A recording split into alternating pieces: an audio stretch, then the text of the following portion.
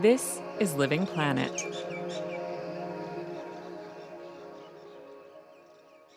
Hi, this is Neil. Now, if you've ever wondered whether it's worth offsetting your flight, this might actually be the perfect episode for you because we're doing a deep dive on the world of carbon offsets, and we're going to try and figure out whether they're going to help us lower CO2 emissions or if they are in fact making the problem a lot worse.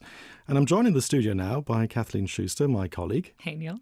You're from the US, right? So you've got a vested interest in trying to minimize the damage you do with your flights, I assume, right? Yeah, exactly. I mean, I've been trying to lower my carbon footprint, as many of us have been, but I can't really avoid flying back to the US because that would then mean I don't get to see my parents or some other relatives. So I decided to do a bit of research, and I'd like you to try something out for me. So if you could Google offset my flights, and I'm going to do this at the same time. Yeah. And does a website come up for you called Trees for All? Yeah, got it. So that was one of the first search results that I got.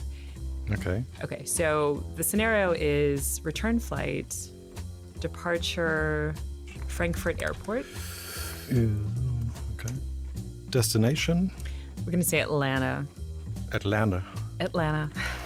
So it's ATL is the... ATL? Because I've got ACY. This was supposed to be a simple experiment. Somehow this is going complicated. I've got it. 3 persons, right? Yeah. Calculate emission, it says here. 6.98 tons of CO2. Okay, yeah, exactly. So that's what I got. So one way I could offset this would be paying a one-time amount of 139 euros. That's about 150 US dollars, or a monthly amount of 1163. And so I thought this was really interesting because I don't know about you, but I mean, I know this amount of CO2, that's more than what a car emits being driven for 1 year. Like I think a car is estimated at about 4.9 or something like that. But I find it really abstract. It's like, where did they get that number from? Is this legitimate? Just looking at the website, I mean, I can go ahead and pay and then have my sins absolved, so to speak. So I decided to put in a few calls to experts who look at this sort of thing. And I found this one expert who I found very intriguing named Elias Ayrey, and he co-founded a company called Renoster. And like their whole job is to help other companies determine whether carbon offsets that they want to purchase are legitimate or just a bunch of bunk. And he's the chief science officer. So I told him these numbers, and this was his reaction. That would be far too low. And why is that? Well, I mean, these are only global averages, but I would say on average, it usually costs about $20 to $30 a ton to really have an impact if you're going to be either planting trees or competing with timber production. So that's what it actually costs to either do the work or to, take a forest out of timber production and prevent it from turning into agriculture.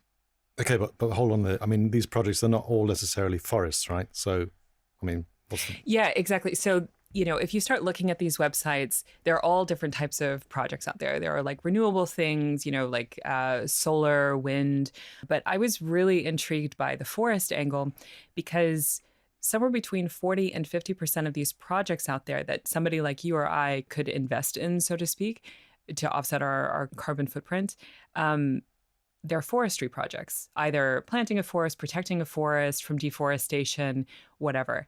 And also there's something really appealing about, I don't know any other way to put it, but like you're causing this pollution, maybe you can't avoid it, or that's what we tell ourselves, we can't avoid it. And then somewhere in the world, there's a beautiful tree helping us out that's sucking up all the carbon, right? I don't know. To me, it's a very romantic notion. No, I mean, it could also be a tree that burns down in a forest fire. We're having a lot of those. Well, yeah. And I mean, and that's the other thing, because it's like, because of climate change, we're also seeing these unpredictable weather patterns. And so I also wondered, like, how sure of a thing is this? I mean, to be honest, the whole topic, I don't know, but I've always been quite skeptical of it. But yeah, this winding road of like looking at these websites and trying to figure out as a consumer, like how legitimate is this? Like just talk about opening a can of worms, because Elias isn't the only person that I talk to, but he's one who definitely has a really interesting story as to why he, even works in the market, because he's actually a huge critic of carbon offsets, but he's also trying to get people to buy good ones. Okay, so he's completely intriguing. Or confusing. I'm sort of wondering, I mean, I don't know what the story's going to be. I'm going to come back at the end of the show and we're going to talk about it, what you discover, of course. Well, I'm curious to hear your opinion because I know that you've worked on this topic before, so we'll see if we can surprise even you.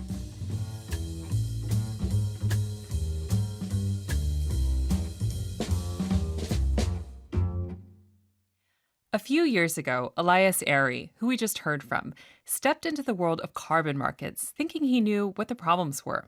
He just finished his PhD in forest science in Maine, and then got a job with a carbon broker. My role at that broker was essentially to evaluate projects that we were looking to broker and figure out if they were good or bad. And the broker that I worked for put a lot of effort into figuring out if the credits were good or bad. A carbon broker buys and sells carbon credits. Essentially, Elias thought the problem with carbon credits was a technological one. Better technology would mean better offsetting, or so he thought. And so in my role there, I think I was one of the first people in the markets to really do a really market-wide survey of carbon credits that were floating around out there. And what I found was really disturbing. He says about half of the projects that came through were low quality, and in some cases, the projects were selling bad credits, really bad credits. People knew that there was bad stuff happening inside these projects. It just wasn't being reported on. So one of the earliest projects that we looked at had massive amounts of deforestation inside of it. And this is a project that was designed around conserving the forest. Where? In Brazil. So it was the edge of the Amazon rainforest. What happened essentially was that a large project developer enrolled a lot of community land, and the community didn't really have the capacity to stop deforestation in and around its community. And the police in the community had no intention of putting their lives on the line to stop deforestation. And so essentially that project had failed to stop deforestation, and yet its credits were still are circulating around. They're still circulating.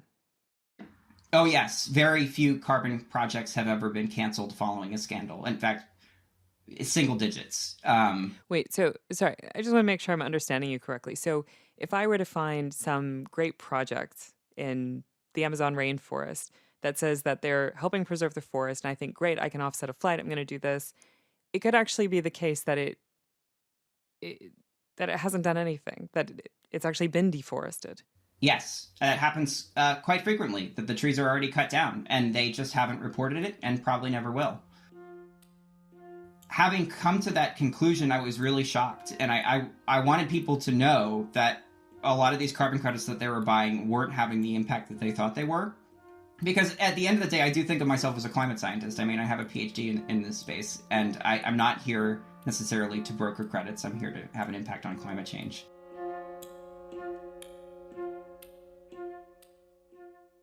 So then Elias does a 180.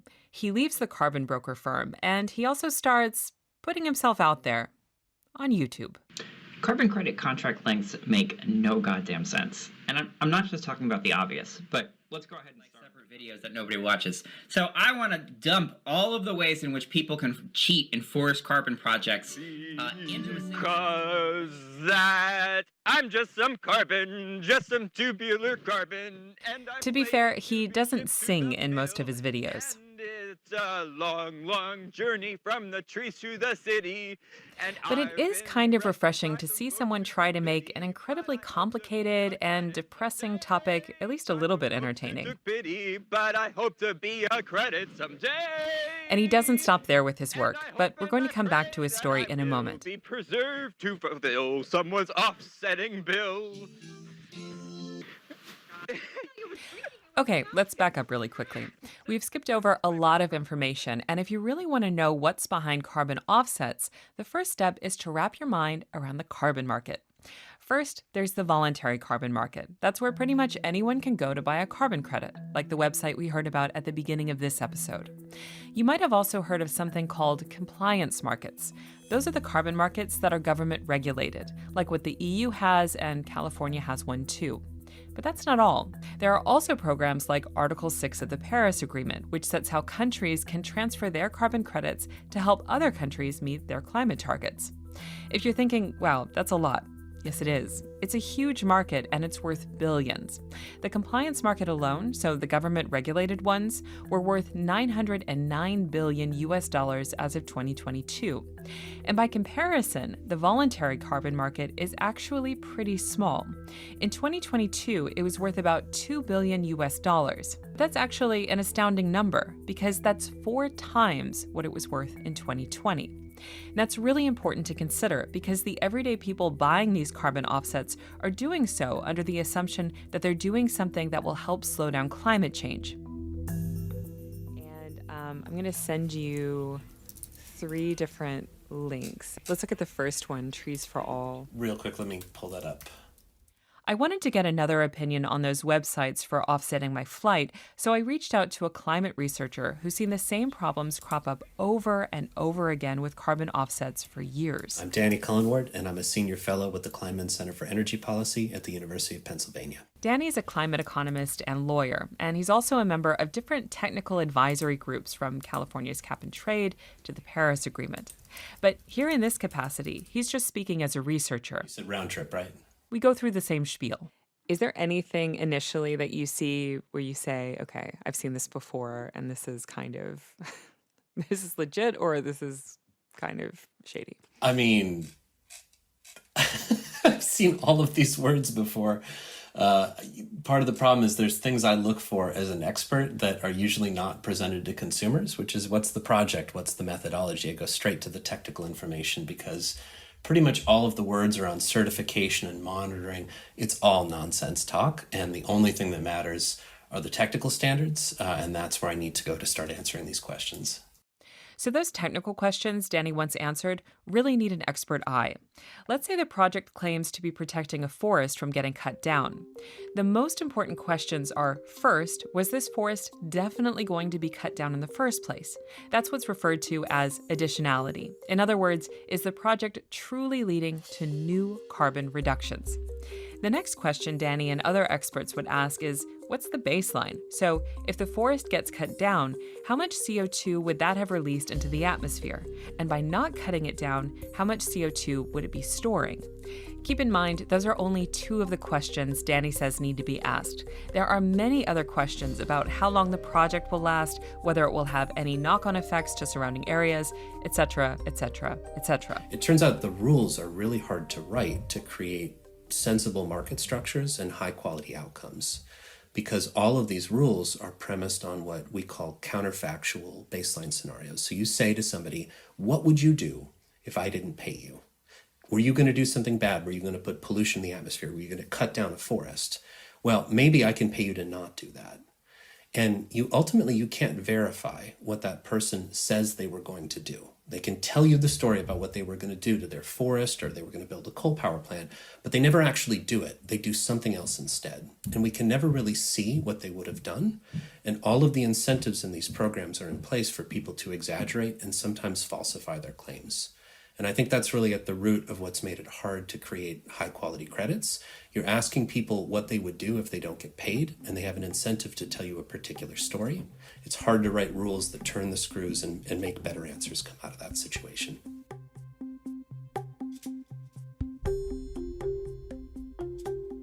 So who exactly is writing these rules anyway? Could I, for example, just plant some trees in my backyard and sell some carbon credits? Well, no, probably not, is the short answer.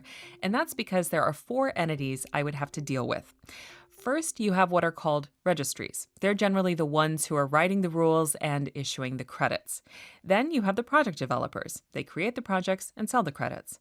After that, you have the auditors who make sure the projects comply with the rules. And remember, the registry generally is the one who wrote them. And last but not least, you have the brokers. They buy and sell the credits. Some take a magnifying glass to the projects, like the company Elias worked for, but he says not all of them do that. So there's not really much oversight, if any, and that's a problem, especially considering the top project developers are based in the US and the EU, while most of the forest-based credits are in the global south. Tropical forests around the world are some of the most important ecosystems. They're being deforested rapidly. There is a serious crisis there. And if there are things we can do to intervene in that crisis and stop it, that's a worthwhile thing to do. It's also turned out to be one of the most problematic areas of carbon crediting.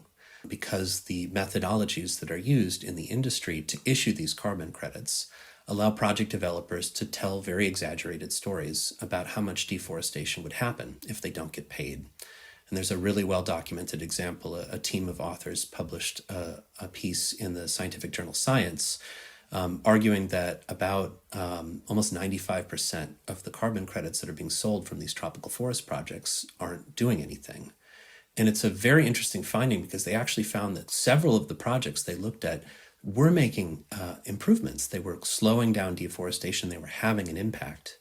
It's just that the baseline story that they told to earn carbon credits, what they say would have happened if they didn't get paid, was so thoroughly exaggerated that 19 out of 20 of the credits weren't delivering anything real. So you were both supporting a little bit of good, but most of the credits weren't reflecting real climate benefits, and that should give you some sense of how out of whack these standards can get.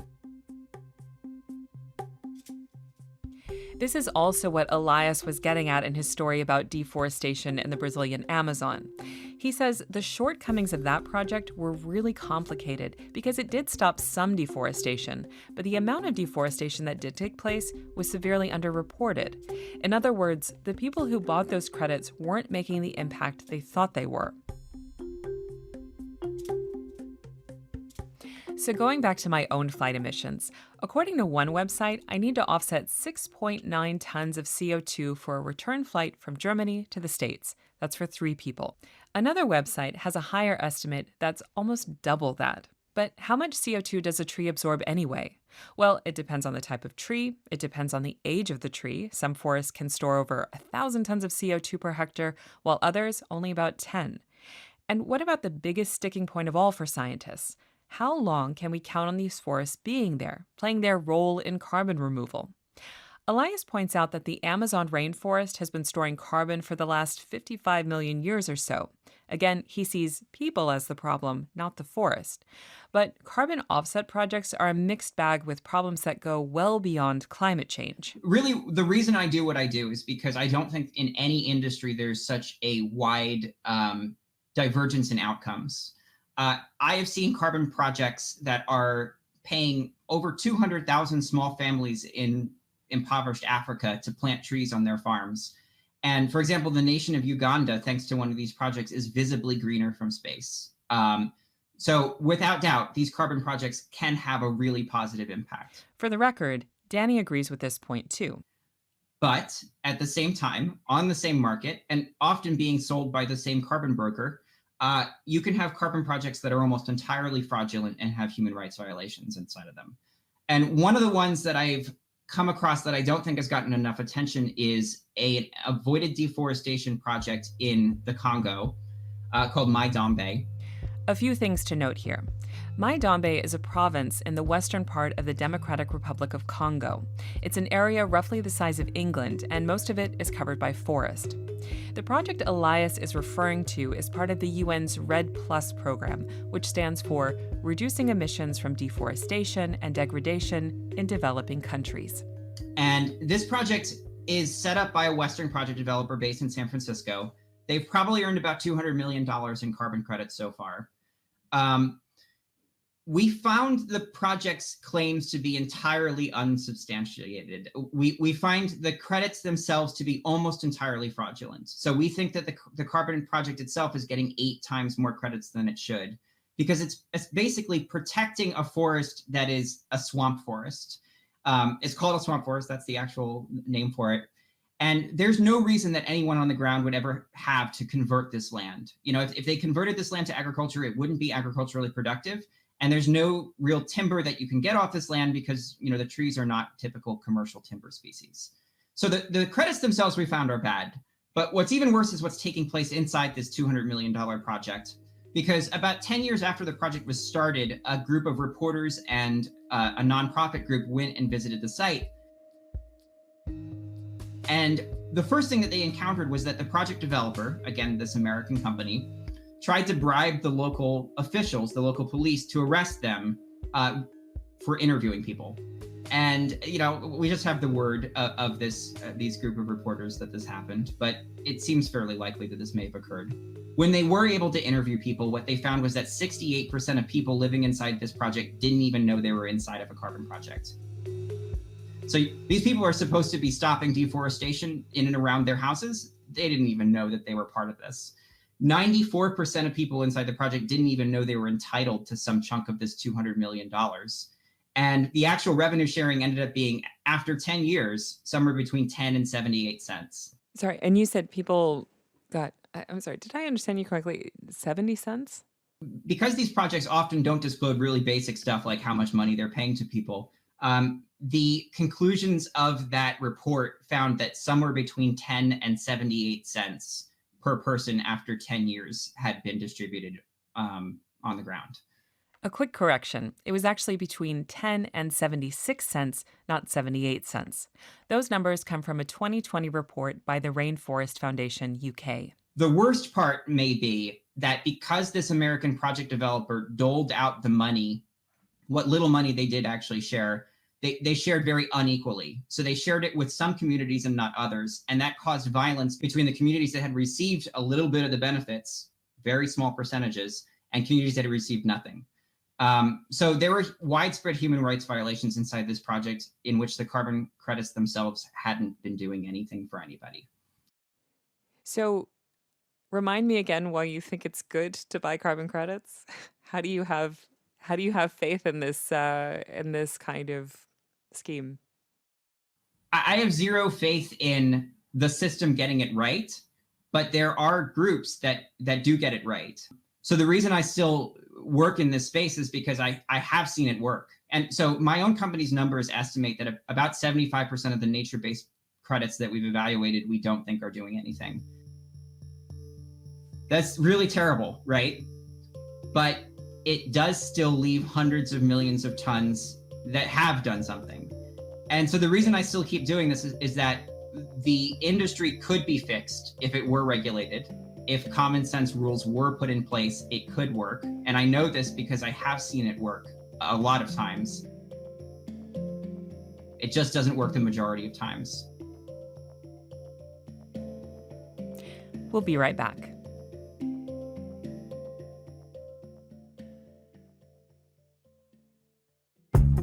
In 1986, I was flying for the Navy, and the biggest threat to U.S. national security was the evil empire.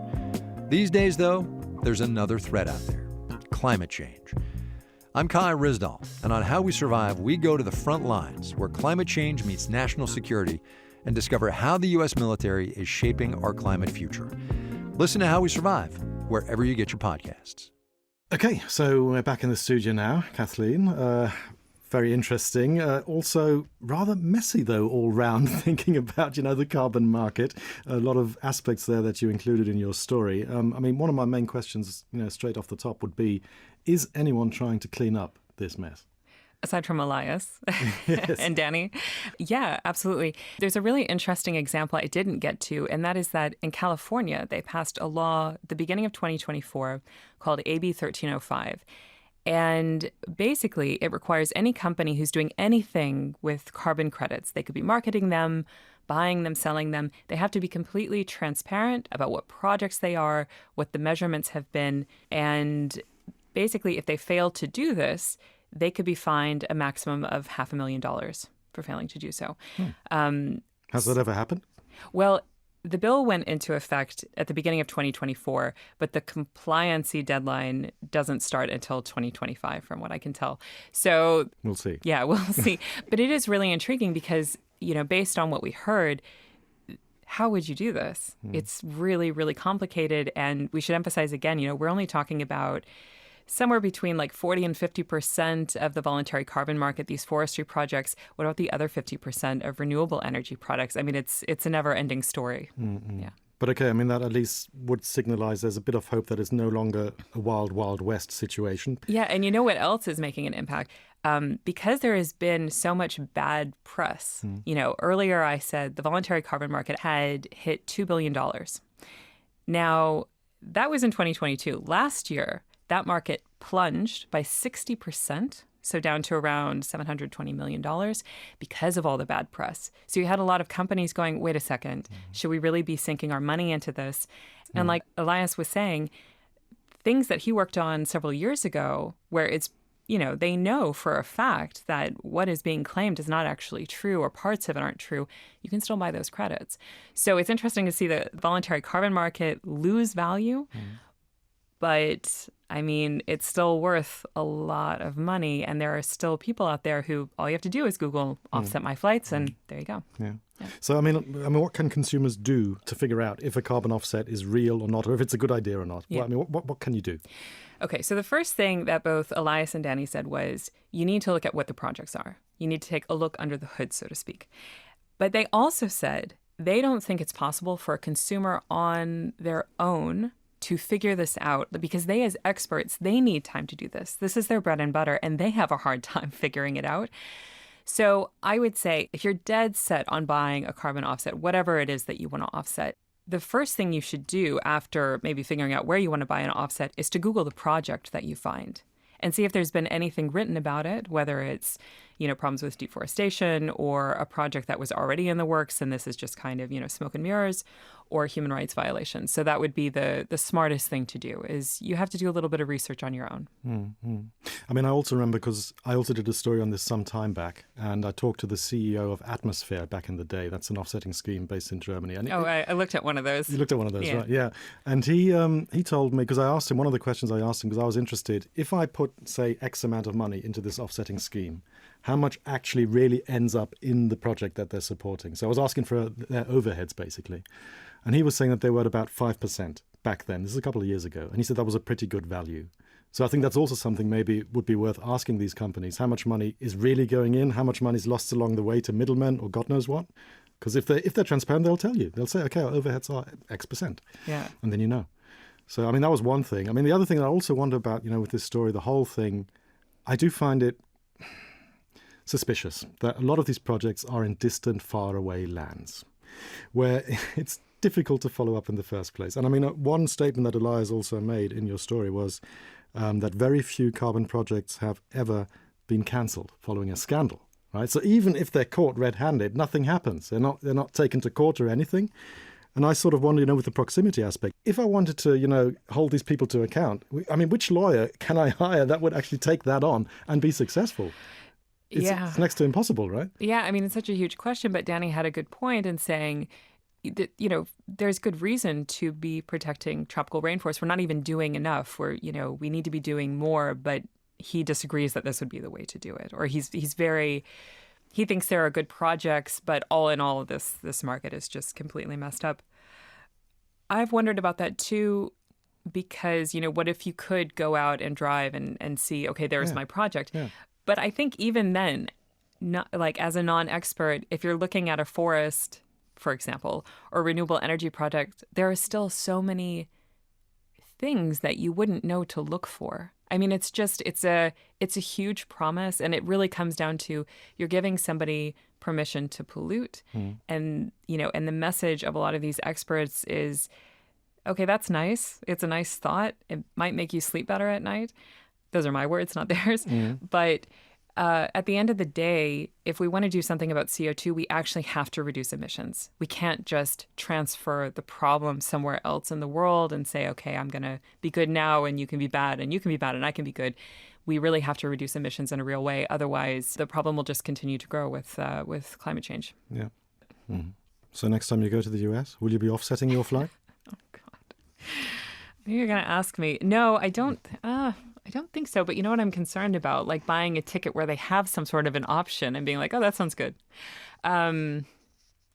No, I don't think this is the way to help my carbon footprint. But I don't know. Maybe if there were a really, really good project. I think I always bring a healthy dose of skepticism to most things that I do in life. So I feel very skeptical about this. But it's funny because while researching this, somebody I know posted something, I think, on Instagram about like offsetting flights and do something good for the planet. And I just thought, I'm just going to bite my tongue now. That's it. I think it's time to wrap up. Thank you very much, Kathleen. That was a very interesting episode. If anybody listening to this would like to comment or has any suggestions for other topics that they'd like us to cover here on Living Planet, please do send us an email or a voice message to livingplanet@dw.com. You can also engage with us via DW Podcasts on YouTube or leave ratings and reviews on podcasting platforms such as Apple Podcasts. 5 stars, always very much appreciated there, obviously. This episode was produced by Kathleen Schuster and edited by me, Neil King. Our sound engineers were Michael Springer and Jürgen Kuhn. And that's it. Thanks for listening, and bye for now.